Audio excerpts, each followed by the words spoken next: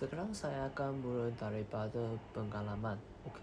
Perpaduan antara rakyat Malaysia merupakan satu keistimewaan yang memainkan peranan penting demi mencapai status negara maju menjelang tahun 2020.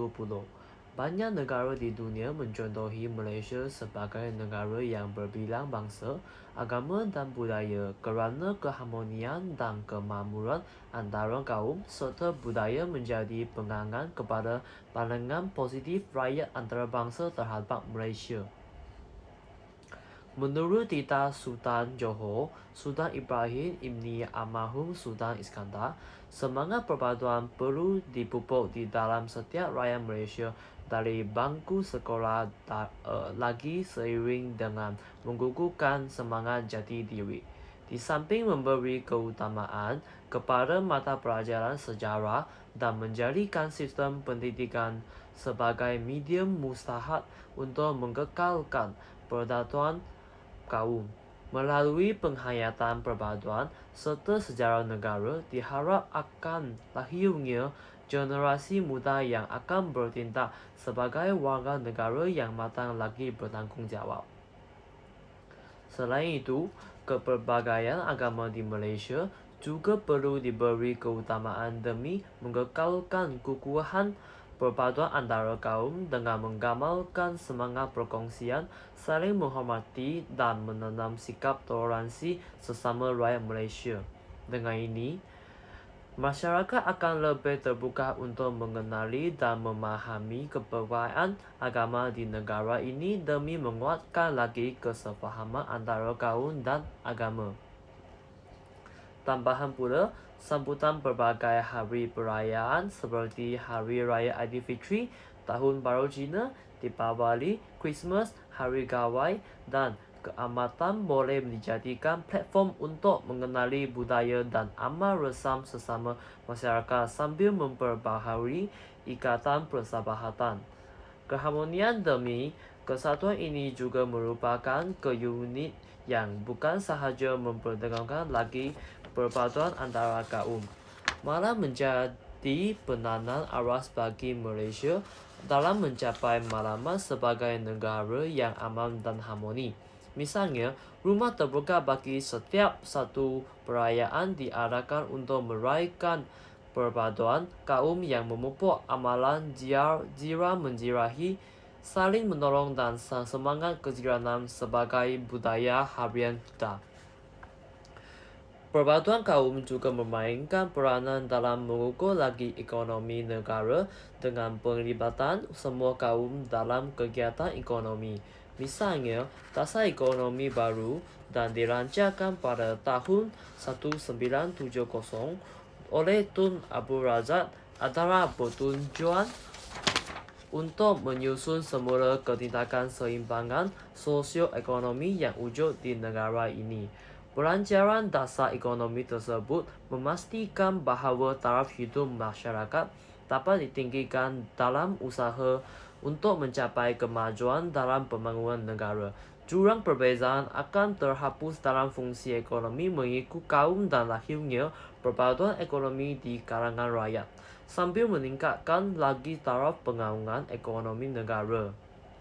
Selepas itu, perpaduan kaum merupakan antara faktor terpenting dalam mengekalkan keharmonian masyarakat berbimbang kaum dan agama. Sekiranya kita berpecah atau bertilangan antara satu sama lain, negara yang aman dan harmoni ini akan menjadi mundur dan pertikaian akan menyebabkan ketidakstabilan ekonomi yang menjejaskan pembangunan negara. Masyarakat Malaysia perlu menjadi penggerak utama dalam memupuk dan mengekalkan perpaduan antara kaum dalam usaha untuk mencapai matlamat ke arah status negara maju serta memastikan pembangunan ekonomi negara yang stabil dan konsisten. Perpaduan adalah memainkan peranan yang penting dalam membina sesebuah tamadun atau negara.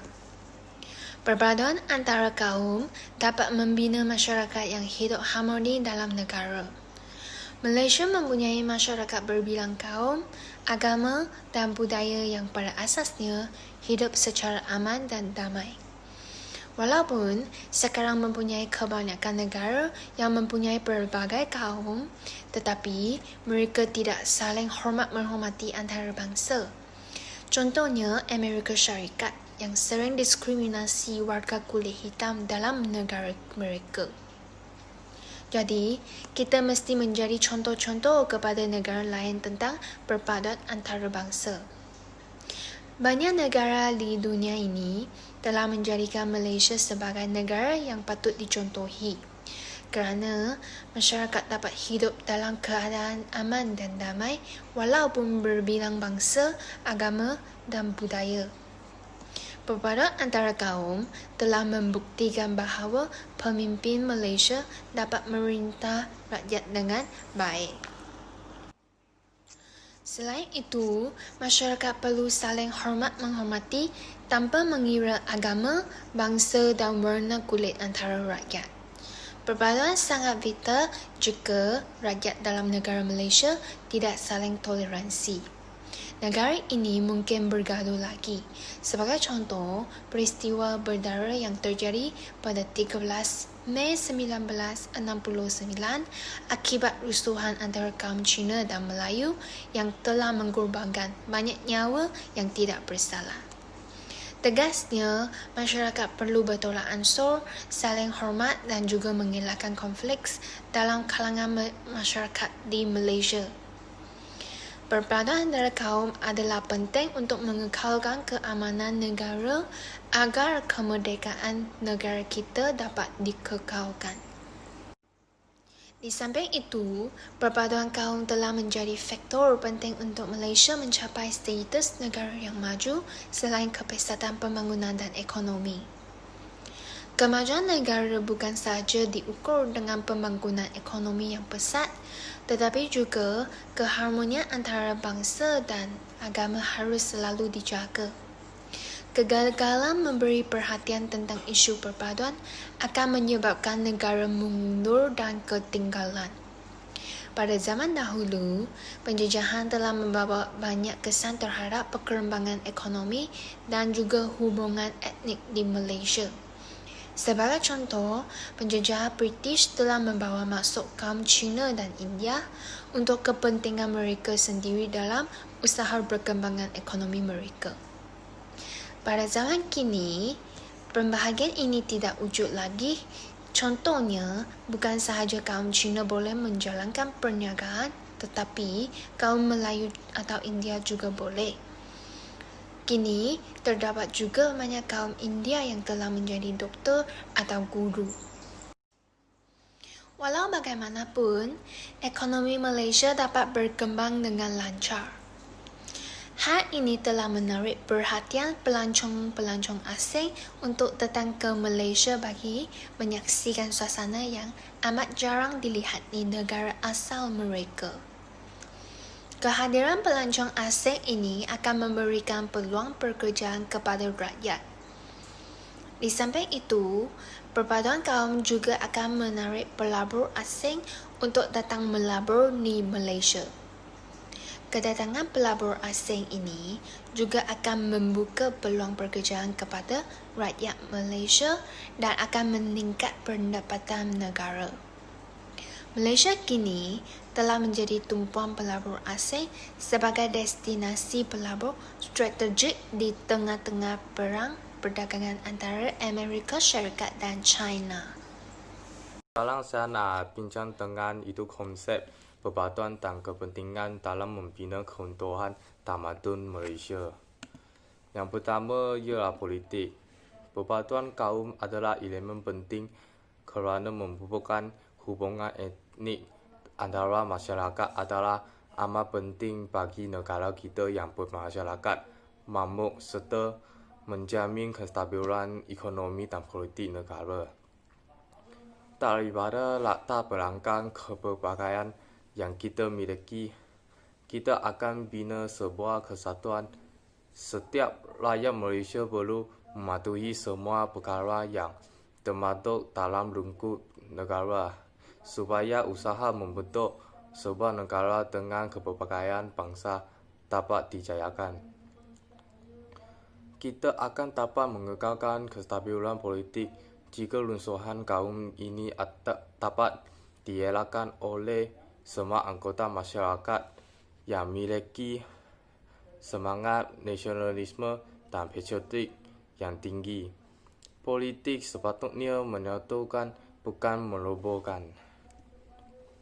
Oleh itu, orang politik dan pemimpin tidak kira agama dan bangsa perlu menginsafi dan menyadari bahawa tanggungjawab memupuk kebersamaan ialah hak bersama, bukan melangkah-langkah serta mendorongkan perbezaan yang memecahkan. Perbatuan dalam kalangan etnik di negara ini juga akan dapat menggugurkan lagi keselamatan negara daripada ancaman luar dan dalam negara. Warga negara yang memiliki semangat nasionalisme akan melahirkan kekuatan dalam mempertahankan negara ini daripada campur tangan kuasa luar, seterusnya memelihara kedaulatan negara ini dan mengekalkan kemerdekaan negara ini seterusnya. Kesimpulannya, perbatuan kaum merupakan elemen yang penting dan harus diberi perhatian kerana memupukkan hubungan etnik antara masyarakat adalah amat penting bagi negara kita yang bermasyarakat makmur serta menjamin kestabilan ekonomi dan politik negara. Yang kedua, ialah imej negara. Semangat nasionalisme yang mendalam dapat mengira kaum, agama dan warna kulit telah dapat dipupuk menerusi perbatuan kaum. Budaya hendaklah dipraktikkan dalam diri anak-anak sejak kecil lagi dalam membentuk dan menanam semangat perbatuan. Sebagai contoh di sekolah, lagu kebangsaan dinyanyikan dan lagu negara dihayati sebagai ira untuk mendisiplinkan diri. Oleh itu, mereka akan menyadari akan kepentingan bersatu padu saling menghormati. Imej negara dapat ditingkatkan dengan semangat perbatuan hasil daripada kerjasama seluruh rakyat Malaysia yang terdiri daripada berbilang kaum dan agama tanpa timbulnya sebarang masalah. Pelancong akan tertarik untuk melawat negara kita dengan semangat perbatuan yang ditonjolkan oleh rakyat Malaysia. Para pelancong akan lebih tertarik untuk mempelajari budaya dan adab resam rakyat Malaysia disebabkan keunikan masyarakat kita yang berbilang kaum yang hidup dalam suasana harmoni. Hal ini demikian kerana pelancong berasa lebih selesa dan selamat berada di negara ini. Intinya, perbatuan kaum secara tidak langsung dapat meningkatkan imej negara kita sebagai negara yang sejahtera, bertoleransi dan bersatu padu di mata dunia. Kesimpulannya, keamanan negara turut dapat dipertingkatkan apabila amaran perbatuan kaum telah meresap ke dalam jiwa setiap rakyat Malaysia. Seperti yang kita ketahui, tanpa perbatuan kaum, keamanan tidak dapat diwujudkan kerana rakyat akan bergaduh sesama sendiri sehingga menghancurkan keamanan sesebuah negara yang telah dibina itu. Pertingkakan yang berlaku antara rakyat hanya akan menghasilkan suasana hidup yang porak-poranda. Oleh hal yang demikian, benarkan perbatuan kaum itu penting untuk meningkatkan keamanan negara. Seterusnya, semua pihak harus mengganding bahu dan tidak mengharapkan pihak kerajaan semata-mata dalam mewujudkan perbatuan kaum. Janganlah kita bersikap evasif mahupun pakai enam dalam berluka melepaskan pucuk masing-masing. Kerana perbatuan kaum itu hanya akan wujud apabila semua kaum menjalankan obligasi masing-masing dengan sempurna dan bersikap bertolak ansur. Walau bagaimanapun, pengajaran yang kita dapat ialah Sebuah negara mempunyai integrasi satu sama lain dan berdasar rasa kerajaan. Negara itu akan maju dan situasinya lebih aman dan damai. Kita juga perlu bekerjasama supaya proses perpaduan di negara kita, kesatuan sosial dapat dikekalkan.